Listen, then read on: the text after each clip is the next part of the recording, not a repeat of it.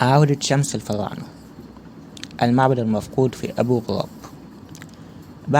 بعد 4500 عام من الاختفاء، أحد أعظم أسرار الحضارة المصرية القديمة يعود للنور.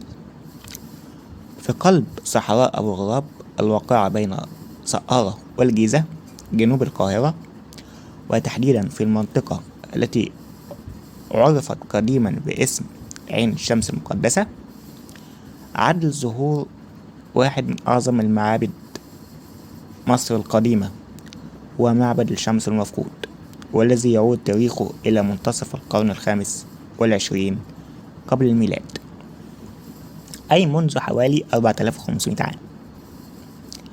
في فترة حكم الأسرة الخامسة